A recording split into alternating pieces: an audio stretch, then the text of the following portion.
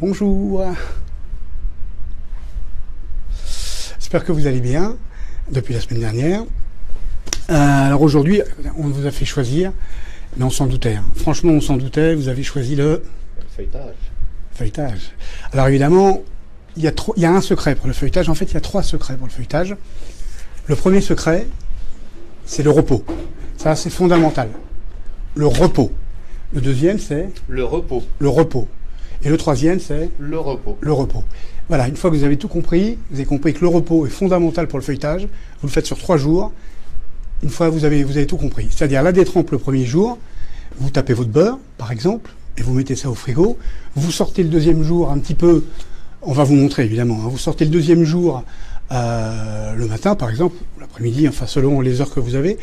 Vous sortez un petit peu avant, une demi-heure avant, 3/4 d'heure, selon la température ambiante. Il faut que la pâte et le beurre soient assurément à la même texture. D'accord ? Après, qu'il y en ait un qui soit un peu plus froid que l'autre, c'est pas bien grave, parce qu'il faut que ce soit plutôt dans une ambiance un peu fraîche, mais il faut que ce soit à la même température, à la même texture, pardon, c'est important. C'est-à-dire un beurre un peu moelleux, avec une pâte un peu moelleuse, mais ferme en même temps. Et le repos est important, parce que le gluten, tout ça, je vais vous l'expliquer, et vous donnez vos tours au fur et à mesure, 5 tours ou 6 tours, selon ce que vous voulez, ou des tours portefeuille, on va en parler. Et le 3e jour, vous abaissez votre pâte pour faire du millefeuille, ce que vous voulez. Voilà. Et vous laissez reposer, une fois que vous avez abaissé, piqué, vous filmez, et vous laissez reposer encore 3-4 heures au frigo, et après vous cuisez. Votre tarte aux pommes, votre millefeuille, ce que vous voulez. D'accord ? Ça, c'est le secret d'un bon feuilletage. Ok ? 3 jours. Après, vous pouvez le faire plus vite, hein, évidemment. Hein. C'est à vous de voir. Comme dirait l'autre, c'est vous qui voyez. Voilà. Alors, pour faire un feuilletage, je vous ai pris un feuilletage de base. Vous pouvez remplacer un peu d'eau par de la crème. Il y a 1000 recettes de feuilletage. Là, on va faire un feuilletage normal, qui n'est pas inversé. C'est-à-dire, on va mettre le beurre dans la pâte. Et non pas la pâte. Dans le beurre. Voilà. Le beurre, quand on met la pâte dans le beurre, c'est un beurre manié, en fait. Un beurre mélangé avec de la farine dans laquelle on met la pâte. Qui donne un feuilletage peut-être un peu plus fondant, mais un petit peu plus difficile à faire, un petit peu plus, on va dire fragile. Un petit peu plus fragile. Voilà. Qu'est-ce que vous en pensez ? Il faut qu'il fasse bien froid. Voilà. Ah oui, très froid, c'est important. Attention, s'il fait 24 degrés dans votre pièce, ça va forcément être plus compliqué. Hein. Vous voyez, là, j'ai mis le ventilateur pour que ça se fasse bien frais. Non, en fait, je l'ai mis pour moi. Hein. Mais voilà, non, là, il fait pas trop chaud. On n'a pas mis le chauffage. Donc voilà. Première chose. Peut-on aromatiser une pâte feuilletée ? Oui, vous mettez des zestes de citron, ce que vous voulez dedans. Les épices, du sucre roux si ça vous fait plaisir. Si vous voulez sucrer plus votre feuilletage parce que vous en avez envie, vous faites ce que vous voulez. Par contre, pour les farines, prenez la farine dont vous avez l'habitude de vous servir. Hein. Faites un grand sourire, Xavier. Ah, celui-là, il est beau, il faut qu'il sourie. La farine dont vous avez l'habitude de vous servir, et si vous connaissez un peu les farines de type 55, type 45, il vaut mieux utiliser 2 tiers de type 55 et 1 tiers de type 45, ce qui va permettre de donner un petit peu plus de force, un petit peu plus de mâche au final à votre pâte feuilletée. Sinon, vous utilisez la farine que vous avez l'habitude d'utiliser, ça sera parfait. Vous ferez déjà un beau feuilletage. D'accord ? Xavier ? On y va ? Donc on met dedans la levure. Non, je déconne. On met la farine, 500 g de farine. D'accord ? 500 g de farine, donc nous on a fait un mélange de 2 farines, mais sinon prenez encore une fois la farine que vous avez l'habitude d'utiliser, ça sera parfait. Par-dessus on met, Xavier, je vous laisse faire, hein, puisque... La fleur de sel et le sucre. La fleur de sel et le sucre, absolument.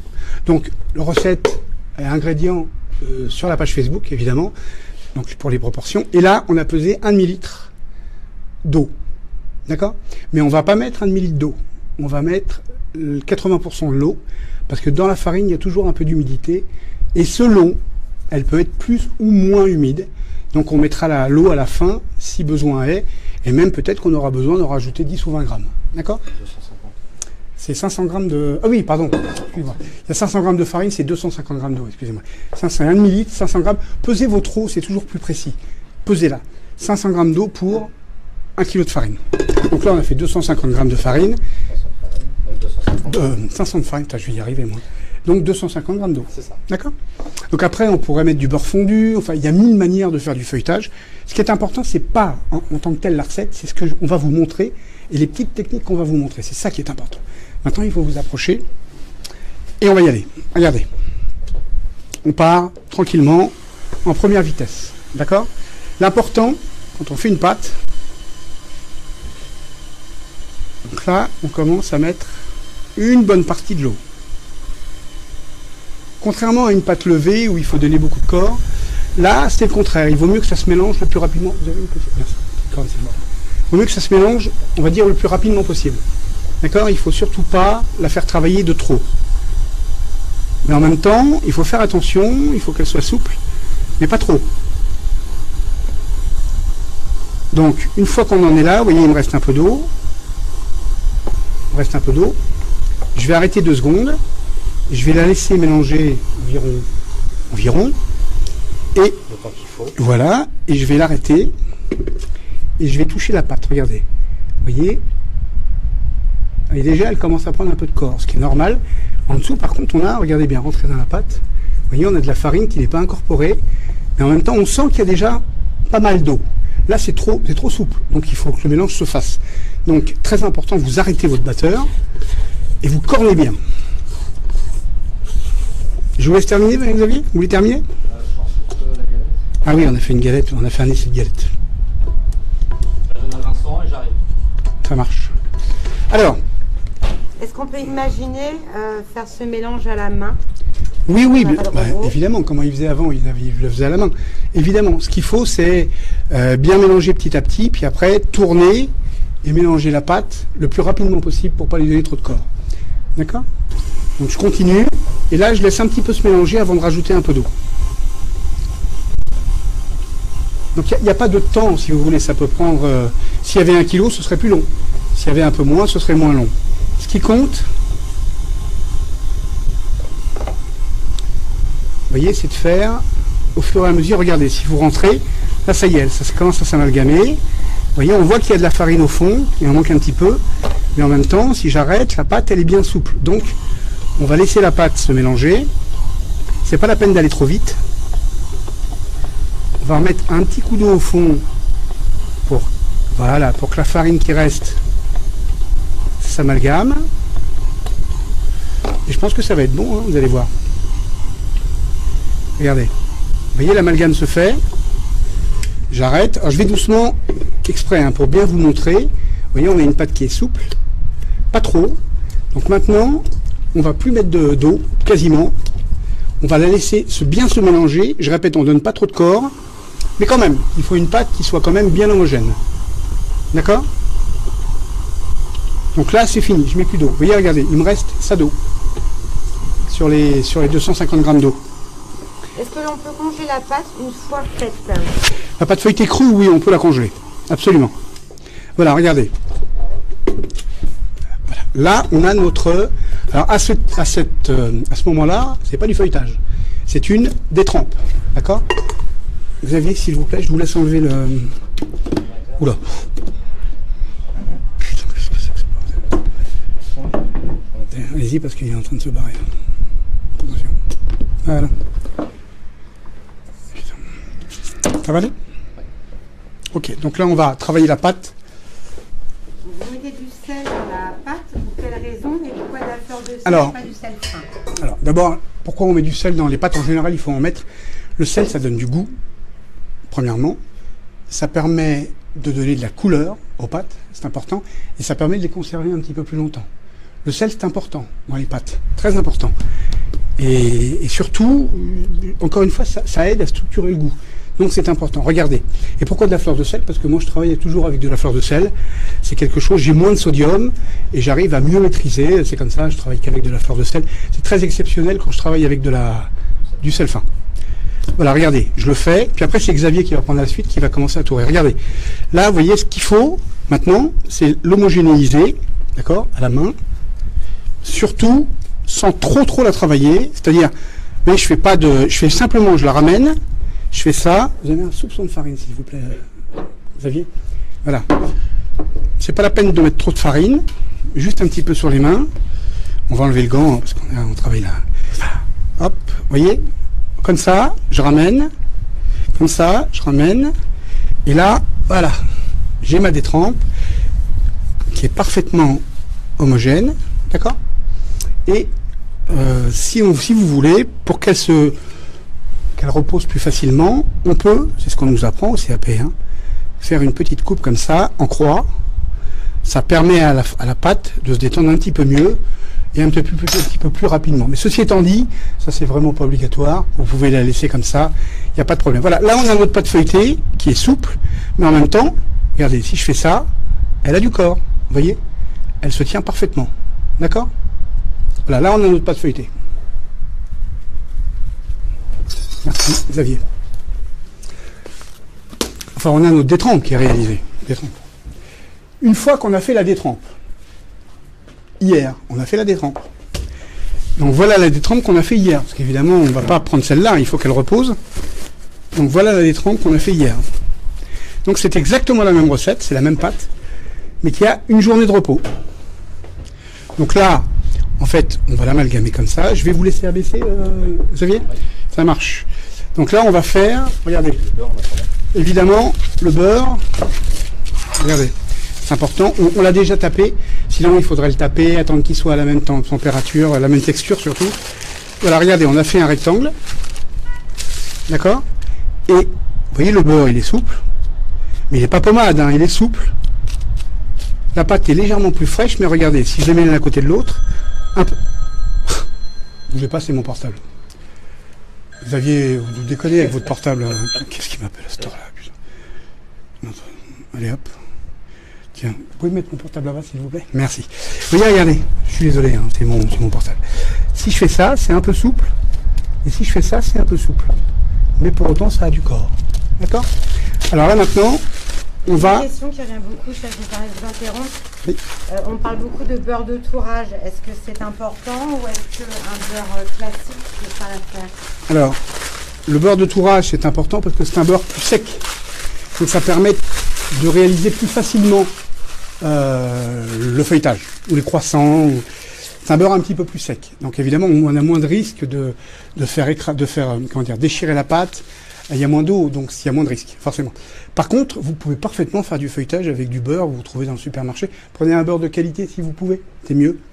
Si vous pouvez même prendre un beurre type Divini ou de cette qualité-là, c'est encore mieux. Évidemment, vous aurez un beurre de qualité, un goût de qualité.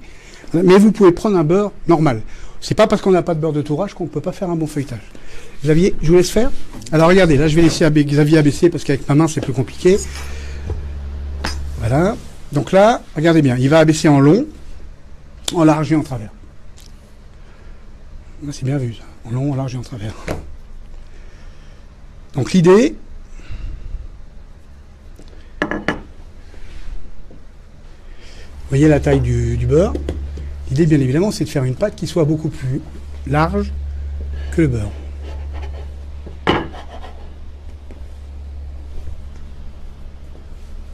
Est-il possible de réaliser soi-même son beurre de tourrage? Bon, écoutez, ça je sais pas. Moi, j'ai jamais fait de beurre de. Moi, j'ai jamais fabriqué de beurre, sauf comme ça à la maison. Non, faites votre beurre vous-même si vous voulez à la limite, mais beurre de tourrage, oubliez. On rentre dans la technique chimie et dans la chimie du beurre. Ça, c'est pas mon métier. Moi, je peux faire du beurre à la maison chez moi, mais ça s'arrêtera là. Donc, faites votre beurre vous-même si vous voulez. Faites votre beurre vous-même. C'est un petit peu court. Hein. Faites votre beurre vous-même.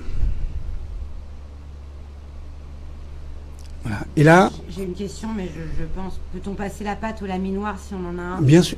Évidemment, c'est même mieux. C'est même beaucoup mieux. Plus simple. Voilà, regardez bien ce que vient de faire Xavier, c'est important. Vous voyez, vous tirez la pâte. N'hésitez pas à tirer la pâte pour qu'elle soit la plus rectangle possible. D'accord? Ce qui est important, c'est qu'il y ait du beurre partout et de la pâte partout. D'accord? Voilà. Si vous permettez, Xavier, je vais prendre la suite pour leur expliquer 2-3 petites choses importantes. Alors, regardez bien ce qu'il vient de faire. Vous voyez, il vient de souder le bord, là, et il vient de souder le bord de l'autre côté. Là, on est en train de beurrer la détrempe. D'accord? Beurrer la détrempe. Voilà, une fois qu'on a fait ça, donc là, Xavier l'a mis comme ça. On tourne d'un côté ou de l'autre, ça n'a pas d'importance. Faites un quart de tour. Moi, en général, je fais toujours un quart de tour à droite. Vous pouvez faire un quart de tour à gauche, mais là, c'est pas bien grave parce qu'on beurre. À partir du moment où on commence à donner les tours, il faudra toujours donner un quart de tour. C'est ou à droite ou à gauche, mais vous ne changez plus. Il ne faut pas changer le quart de tour, le côté du quart de tour que l'on va donner. D'accord? Alors, on met un peu de farine, pas trop. Et là, regardez bien, c'est très important ce que je vais faire. Vous commencez d'abord par les bords. D'accord? Par la pointe. Regardez. Les deux côtés. D'accord? Voilà. Ensuite, regardez bien. Là, vous avez une bosse. J'appuie sur la bosse. Là, vous avez une bosse. J'appuie sur la bosse. Et je vous expliquerai pourquoi après. J'appuie sur la bosse. J'appuie sur la bosse. Et en appuyant sur la bosse, regardez le feuilletage, il part tout droit. La bosse. La bosse. Vous voyez? Et pour que votre feuilletage, il parte bien droit, c'est-à-dire comme ça, et pas comme ça, ni comme ça, vous recommencez la même opération, d'accord? Sur la bosse. Sur les bosses. Ok? Ce qui permet d'étaler de façon régulière. Absolument. Et si vous sentez qu'elle part un peu comme ça, bah vous mettez votre rouleau comme ça, et hop, vous ramenez votre patte comme ça, comme ça. C'est vous qui dirigez la patte, c'est pas lui, c'est pas elle qui se dirige toute seule. Et là, regardez, une fois que vous avez fait les bosses, là maintenant, doucement, j'appuie toujours sur les bosses, mais sur le reste en même temps, tout doucement. Pas besoin d'appuyer comme un monstre, hein, on appuie doucement. Voilà. Vous voyez, je tourne un peu le rouleau pour que ça continue à aller droit. Et vous allez voir qu'au premier tour, on ne sera pas complètement régulier. Au deuxième tour, on le sera. Donc là, on abaisse assez épais. D'accord? Ah, on n'a pas les balayettes. C'est pas grave, c'est pas grave, c'est pas grave. Les gens sont ravis de l'astuce de la bosse qu'ils ne connaissaient pas. Eh bien écoutez, j'en suis ravi parce que c'est très important. D'accord? Donc là, n'oubliez pas, bien fermé, bien droit. Et regardez ce que je fais. Rectangulaire. D'accord? Le plus possible. Rectangulaire. Ça, c'est la priorité. D'accord? Une fois qu'on a fait ça, Xavier va ramener la balayette, là, mais vous enlevez, d'accord? Vous enlevez le surplus de farine. Regardez ce que je fais. Je tire le feuilletage de façon à ce qu'il soit, merci Xavier, de façon à ce qu'il soit, alors tout le monde n'a pas de balayette, on peut faire ça au pinceau, c'est la même chose, hein. D'accord? Je tire le feuilletage de façon à ce qu'il soit le plus carré possible. Et là, je ramène le feuilletage, regardez, je ramène le feuilletage, d'accord? Ici, et là pareil, regardez. On a quelque chose de carré, d'accord, de régulier. Donc là, une fois qu'on a fait ça, clac, clac, un quart de tour, sur la droite ou sur la gauche, moi j'ai choisi la droite, on a fait un tour.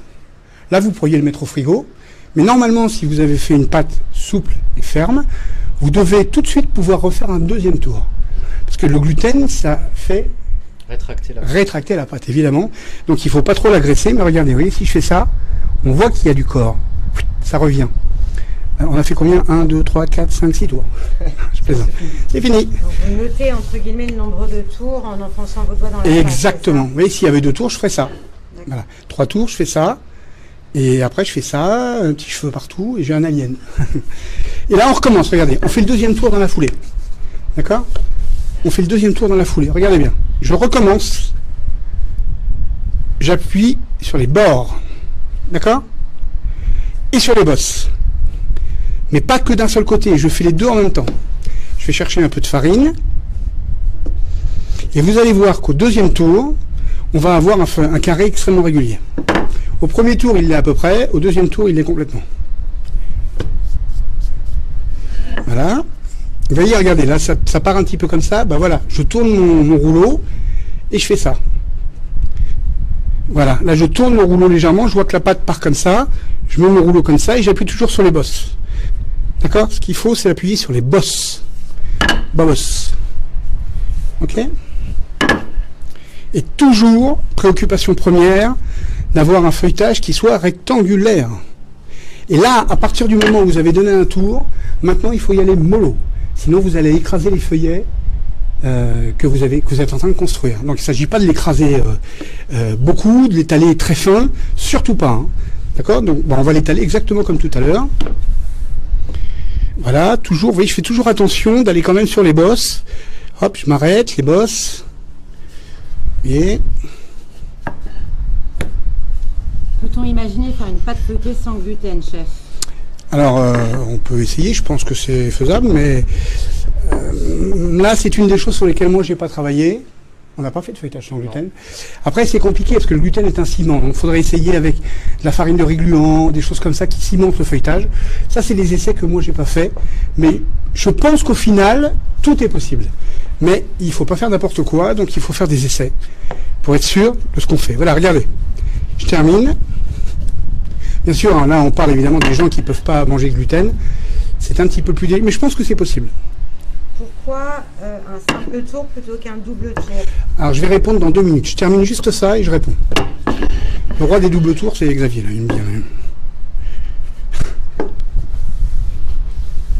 Bah, d'ailleurs, c'est Xavier qui va vous expliquer. Xavier, je vous laisse expliquer. Pourquoi on fait des tours simples? Pourquoi plutôt des doubles tours que des tours simples? Si on fait des doubles tours, en fait, on gagne entre guillemets du temps. Il y a besoin de faire moins de tours, en fait. Un tour simple est égal à un tour double est égal à 1 tour et demi, en fait. Donc si par exemple je dois donner 5 tours à mon feuilletage, je fais 2 tours doubles, ça me donne déjà 3 tours. Donc en fait, je gagne du temps. Voilà, tout simplement. Alors ça, c'est la vraie réponse d'un CAP, c'est la vraie réponse. Après, chacun fait ce qu'il veut dans la vie. Donc ça, c'est la vraie réponse et c'est tout à fait juste comme réponse. Moi, même si ça marche avec les tours doubles, je ne fais pas de tour double. Ni pour le croissant, ni pour le feuilletage. Pourquoi? Parce que je veux contrôler exactement ce que je fais et je préfère le contrôler en faisant tour par tour qu'en faisant les tours portefeuille. D'accord? Donc regardez là, on a la pâte. Vous voyez, elle est étalée assez épaisse quand même. Hein. D'accord? Donc, on vient faire le deuxième tour. Donc là, pareil, vous tirez délicatement parce que là, on a déjà fait un tour. Donc, il ne s'agit pas de la déchirer ou d'accord? Délicatement. Combien de temps on attend entre chaque tour? Je vais vous répondre. Je termine ça et je vous réponds. En fait, je l'ai déjà dit tout à l'heure, mais je vous ai dit que le secret, c'était le repos. Regardez bien. Voilà. Ah, tiens, c'est quoi ça? Voilà. Regardez. On est au deuxième tour. Je vous avais dit qu'on aurait quelque chose de régulier. Et on a quelque chose de régulier. D'accord? Voilà. Là, on a vraiment... À partir du deuxième tour, vous avez un rectangle ou un carré. Enfin, c'est un carré rectangle. Voilà. On a fait 2 tours. Et là, maintenant, devant vous, Xavier va le mettre dans du papier film. Et je vais répondre à votre question. D'accord? Là, on a 2 tours. Ok? Alors, combien ça fait de feuillets? Oubliez, j'ai pas compté. Hein. Mais ça en fait, de toute façon, mais ça a été calculé, ça. Hein. Vous regardez, je pense que ça doit être écrit sur Internet. Voilà. Et ce qui est important, c'est tous les petits détails que je viens de vous donner. Une fois qu'on a fait 2 tours, donc entre chaque tour, je vous ai parlé tout à l'heure, on vous a dit avec Vincent, les secrets, c'est premièrement, deuxièmement, le repos, troisièmement, le repos. Voilà. Donc, il faut faire ça. Faites ça sur 3 jours, c'est mieux. Pas sur 4 ou 5, la pâte va piquer, elle va s'abîmer. Si vous n'avez pas le temps, vous faites ça sur une journée. Après, il y a des feuilletages rapides, il y a 1000 recettes de feuilletage. D'accord? Là, je vous ai montré. Ce qui est important, c'est pas la recette en tant que telle. Encore une fois, vous voulez y mettre du sucre, du sel, des épices, des citrons, du zeste. Vous faites ce que vous voulez. Vous mettez un peu de farine de sarrasin, un peu de farine. Vous faites ce que vous voulez. Moi, je vous montre simplement comment il faut faire pour avoir une pâte, quelle est sa structure, sa texture, sa souplesse, sa dureté, sa fermeté, comment la baisser, comment l'avoir bien droite, comment tourer. C'est ça le plus important. Donc là, on a mis 2 tours. On va la laisser au minimum 2 heures, 2 heures et demie au frigo. Minimum. Et si c'est moi qui le fais, moi je vais la laisser 4-5 heures. Plus il y a de repos, mieux elle se porte. D'accord? La pâte feuilletée, repos, repos, repos, c'est le plus important. Donc et même, lui, 3-4 heures, c'est bon. Mais au bout de 2 heures, 2 heures et demie, vous pouvez commencer à tourer. À remettre encore 2 tours. On sera à 4 tours. D'accord? Et il vous restera un tour à donner. Est-ce qu'il faut en mettre 6? Moi, quand je fais du feuilletage, sincèrement, je donne pas 6 tours. Je donne 5 tours, parce qu'il n'y a aucune différence pour moi entre 5 et 6. C'est mon avis, d'accord? Il n'y a pas de différence. Et pour ce que je fais, je n'ai besoin que de 5 tours. Je donne toujours 5 tours, jamais 6. Vous pouvez en donner 6, hein, ça ne changera rien. N'en mettez pas 8 ou 10, parce que ça ne changera pas grand-chose. Par contre, vous pouvez faire du feuilletage à 2 tours, à 3 tours ou à 4 tours, et là par contre ça va considérablement changer. Si vous le faites à 2 tours, le beurre sera moins incorporé à la pâte, donc il y aura moins de beurre entre les feuillets, et vous allez aller voir quand vous mettrez au four, les feuillets qui vont se décoller, ça fera presque comme de la pâte philo. Chaque feuillet pourra s'enlever les uns des autres. Ça peut aussi être intéressant pour une recette de faire un feuilletage à 2 tours ou à 3 tours. Voilà, ça c'est important, mais 5 tours ça suffit. Donc on a mis 2 tours, on laisse reposer 3-4 heures, minimum 2 heures, 2 heures et demie. On remet 2 tours, exactement comme on vient de faire, d'accord? On laisse reposer encore, vous le laissez reposer jusqu'au lendemain, et le lendemain, vous donnez votre 5e tour tranquillement, vous aurez un feuilletage parfait, en mettant vos 5 doigts, comme ça vous êtes sûr de ne pas vous tromper. Et, merci Xavier. Oui. Et, une fois que vous avez fait votre 5e tour, vous laissez reposer encore 2-3 heures, Et après, vous pouvez l'étaler. Vous avez le feuilletage, il est par là, Xavier ? Derrière. Ah oui, parce que moi, avec mon fil, je peux pas... Et on obtient... Alors, évidemment, nous, on l'a déjà fait, hein, forcément. Voilà un feuilletage qui a 5 tours. Alors, c'est pas le même pâton, bien évidemment, c'est un autre pâton qu'on a déjà, nous, un petit peu taillé. Mais on obtient du feuilletage à 5 tours. Il était plus grand, hein, il était plus rectangulaire, un petit peu plus grand. On en a pris une partie pour faire un essai de galette, en fait. On obtient un feuilletage à 5 tours. Voilà. Et après ça, celui-là a été fait... Fini ce matin ? Oui. Le dernier tour ce matin, et là on peut l'abaisser maintenant, c'est ce qu'on a fait tout à l'heure, on en a pris un petit morceau, au bout de quelques heures on peut l'abaisser. D'accord ? Donc maximum 2 jours, minimum on va dire 2 jours, d'accord ? Maxi 3 jours, mais essayez de ne pas le faire en une journée, c'est mieux. D'accord ? Votre feuilletage sera toujours bien mieux, il se tiendra bien mieux, et le ciment, le gluten, sera bien reposé, et il vous donnera quelque chose de bien droit, bien rectiligne, et il donnera toute sa puissance et toute sa force. Voilà. Pas compliqué le feuilletage. C'est pas compliqué, c'était juste tout un tas de petits détails. J'ai pas fait 5 tours, ça sert à rien, ils sont tous de la même manière. Hein. Vous avez compris, les bosses, aller bien droit, faire un rectangle et surtout la même texture, d'accord ? La même souplesse et la même fermeté pour le beurre et pour la pâte. Vous avez des questions ? Oui, le côté très rectangulaire quand vous étalez la pâte, c'est une rigueur personnelle ou c'est un réel intérêt pour le feuilletage ? Quelle question ? Ça a un intérêt fondamental pour le feuilletage. Comme ça, le beurre est réparti partout de la même manière. Non, il n'y a pas de rigueur personnelle. Là. Quand on fait du feuilletage, on fait du feuilletage. Il n'y a pas de... Après, on peut avoir envie de faire un feuilletage à sa sauce, ça c'est autre chose. Là, ce que je vous montre, c'est le feuilletage comme il faut le faire, à la base. Maîtrisez ça parfaitement, et une fois que vous l'aurez maîtrisé parfaitement, après, vous pourrez vous amuser à jongler, à faire un feuilletage triangulaire. D'abord, maîtrisez parfaitement la technique du feuilletage. Qu'est-ce que vous en pensez, Xavier ? Je suis d'accord. Il est d'accord. Vous venez avec moi, Xavier ? J'arrive. Il arrive. Et non, c'est important. Non, il n'y a pas de truc personnel. C'est comme ça qu'on fait le feuilletage. D'accord ? Combien de temps peut-on la conserver au frigo ? Une fois qu'elle est finie ? Oui.